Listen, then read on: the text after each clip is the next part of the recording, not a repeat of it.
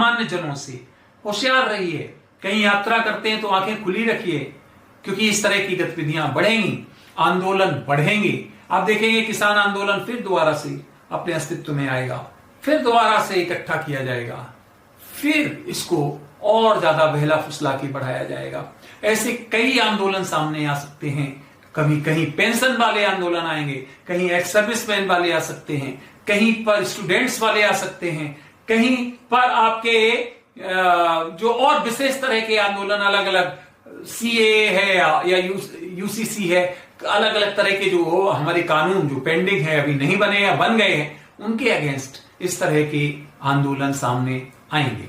इसका मतलब अगर हम इसका पूरा एक सब्सटेंस देखें, सारांश देखें, तो यह है कि सरकार को चलने न देने के पूरे प्रयास किए जाएंगे के लिए बने हैं।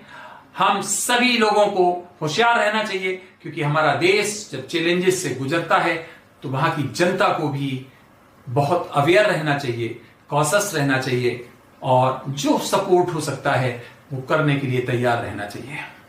तो फ्रेंड्स, हमारी सेना तैयार है, सेना के ऊपर भी उंगली उठाई जाएगी और उसका मनोबल तोड़ने का प्रयास किया जाएगा। तो ध्यान रखना, हमारे जितने भी स्तंभ हैं उनका सबका मनोबल तोड़ने का प्रयास किया जाएगा। ये मैंने कुछ एग्जांपल्स दिए, रिपीट कर रहा हूं। इसमें दुनिया के कई देश संलिप्त हैं जो भारत की जो स्थिरता है उसको डिस्टर्ब करना चाहते हैं। उनमें हमने कई नाम लिए भी थे। हम अपने देश के लिए डरते नहीं हैं। किसी देश का जो एग्जैक्ट हमारे कैलकुलेशन में आता है, जो हम रिसर्च करते हैं अपनी एस्ट्रोलॉजिकल, उसमें आता है, हम बताने में डरते नहीं हैं। उसमें कनाडा हमने बताया था आपको, टर्की बताया था हमने आपको, पाकिस्तान बताया था हमने आपको, चाइना अगर नहीं सुना था तो आप सुन लीजिए। ये सभी देश शामिल हैं भारत को अस्थिर करने के लिए, और वहां से लगातार एक बड़ी, जिसको आप कहते हो फाइनेंशियल एड आ रही है।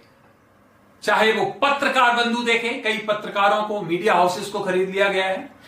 कई जो हमारी लॉ फॉर्मेशन एजेंसीज हैं, लॉ एग्जीक्यूशन एजेंसीज हैं, लॉ एजेंसीज हैं, एडवोकेट्स है, उसमें कुछ जजेस भी हैं, उनको खरीद लिया गया है या उनको प्रभावित कर लिया गया है।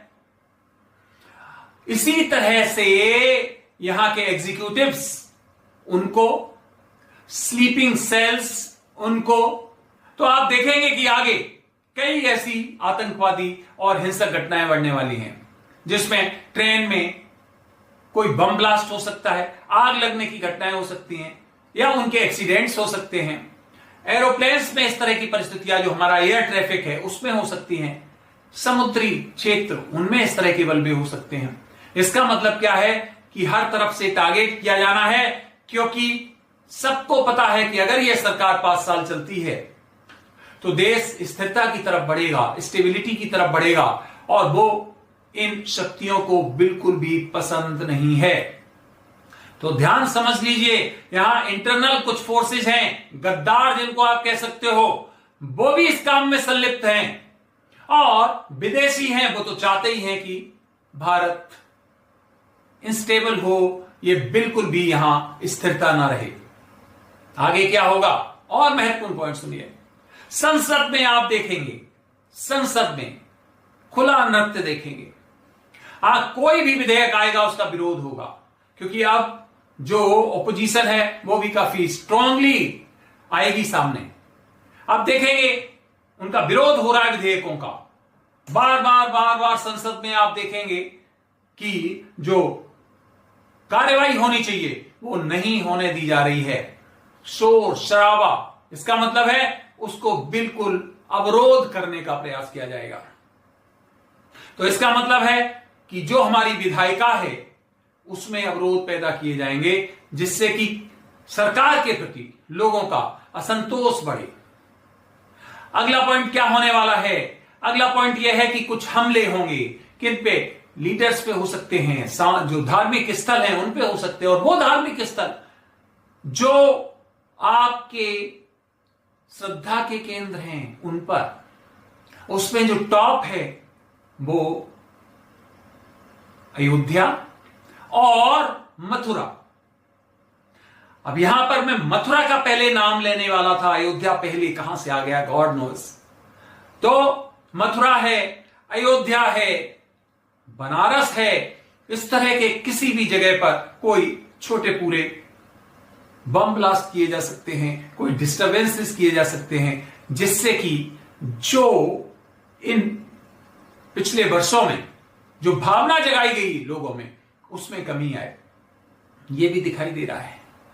इसका मतलब यह है कि वो सभी कार्य किए जाएंगे हमारे स्टॉक्स, इसका मतलब है शेयर मार्केट, उसमें जो विदेशी जो इन्वेस्टमेंट है उनके थ्रू कुछ ऐसा किया जा सकता है जिससे कि ये थोड़ा एक पर्टिकुलर टाइम पे इसमें डाउनफॉल हो। इस तरह से चारों तरफ से हमला करने का एक षड्यंत्र होगा, आप देखेंगे, क्योंकि भारत को स्थिर नहीं रहने देना चाहती हैं विदेशी शक्तियां। अब जब ये मैं बातें बोल रहा हूं